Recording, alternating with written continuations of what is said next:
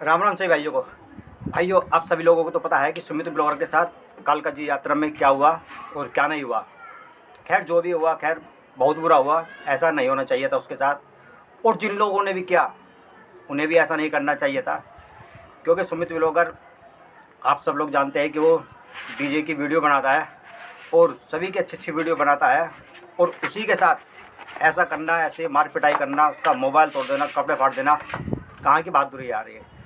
ये तो बहुत बहुत ही शर्मिंदगी वाली बात है कि एक जो लड़का 19-20 साल का है और बहुत शरीर में बहुत हल्का फुल्का है, उसी के साथ 4-5 जने या बाउंसरों को लेकर जो मार पिटाई करी गई कालका जी यात्रा में, बहुत बुरा हुआ उसके साथ। ऐसा खैर नहीं होना चाहिए था।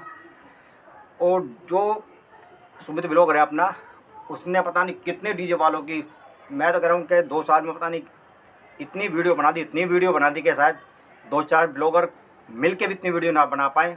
और उन्हीं डीजे वालों के सामने ऐसा हो गया, बहुत शर्मिंदगी की बात है, जो नहीं होना चाहिए था कि उन्हीं के सामने उसकी साथ इतनी मार पिटाई हुई। उन लोगों को खैर नहीं बचा पाए, या शायद होंगे भी नहीं। तो भाई, इन सब बातों को ध्यान में रखते हुए हमारा तो खैर यही कहना है कि जो भी इसके साथ हुआ बहुत गलत हुआ, और अब आगे आने वाली यात्रा में ना हो, या जो कालका जी यात्रा भी बची हुई है ऐसा उसके साथ ना हो। तो हम सभी भाई उसको सपोर्ट करें। मैं तो खैर पूरी उसकी सपोर्ट में हूँ, सुमित ब्लॉगर की, क्योंकि मुझे लगता है कि कहीं हद तक वो सही है, क्योंकि वही अभी कालका जी में रुका हुआ है। यदि वो गलत होता तो वो भी उन दोनों की तरह इस यात्रा को छोड़कर भग जाता, पूरी कालका जी में दिखाई नहीं देता।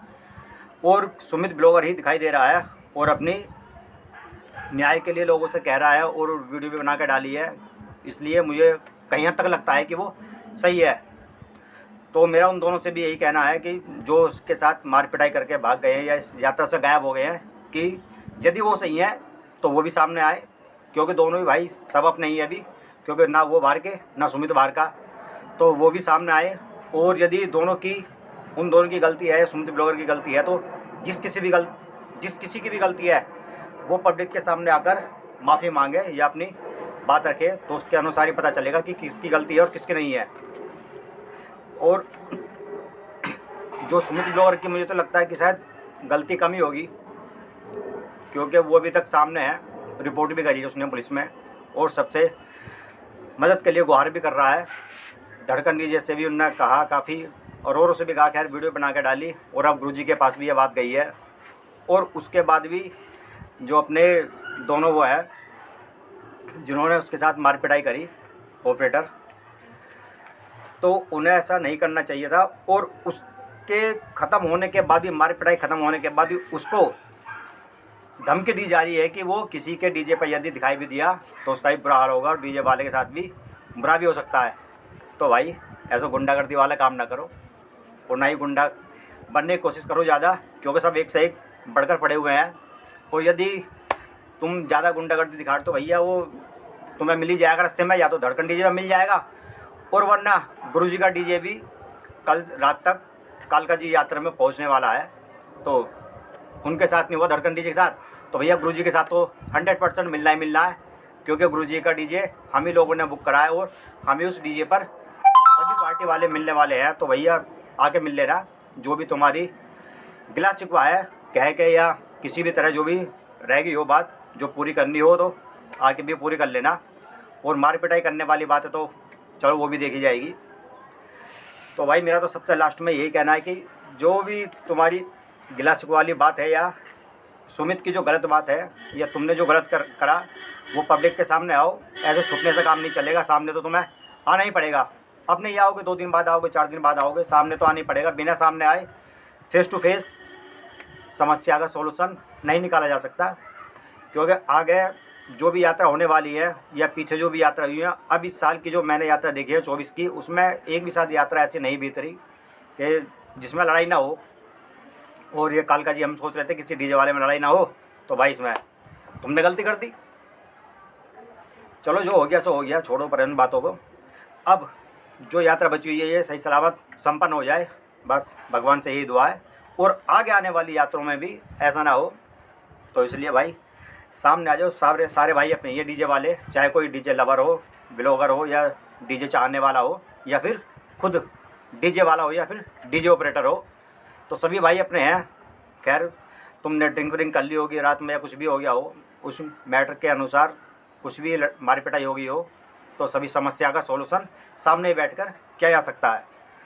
तो सब सामने आओ, ना ही तुम छो, बाकी सुमित ब्लॉगर तो सामने है ही। सामने आओगे तो समस्या का सॉल्यूशन भी निकाल लिया जाएगा और आगे की यात्रा भी संपन्न हो जाएगी। तो डरने से या छुपने से सॉल्यूशन का समाधान नहीं हो सकता, इसलिए सामने आओ भाई।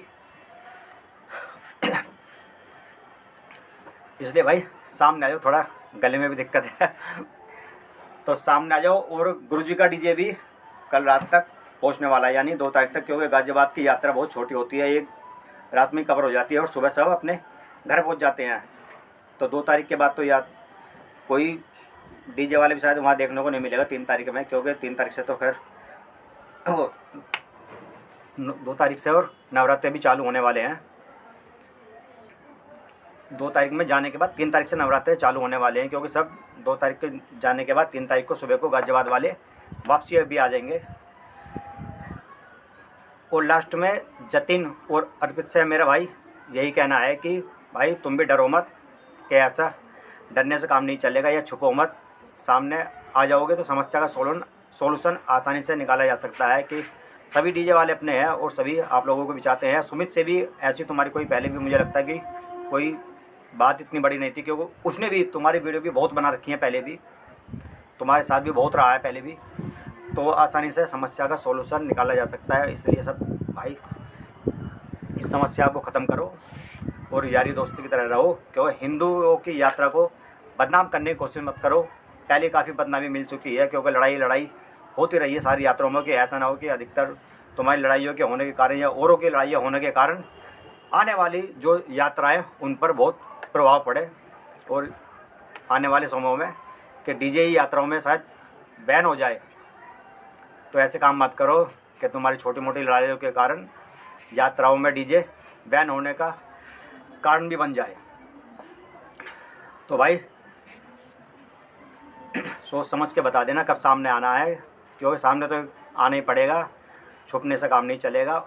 और जितना छुपोगे समस्या बढ़ती रहेगी, क्योंकि एक ना एक कोई ना कोई वीडियो बना कर डालेगा, और ये जो समस्या आज छोटी है बहुत बड़ी हो जाएगी बाद में, और उसके बाद थोड़ा जो उसका निर्धारण, वो जो निष्कर्ष निकलने वाला है वो ख़राब भी हो सकता है बाद में भी।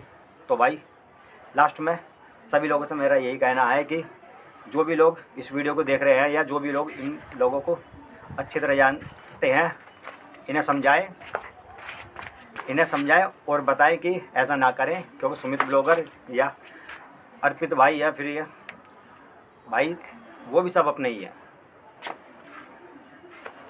जय श्री राम, हर हर महादेव दोस्तों।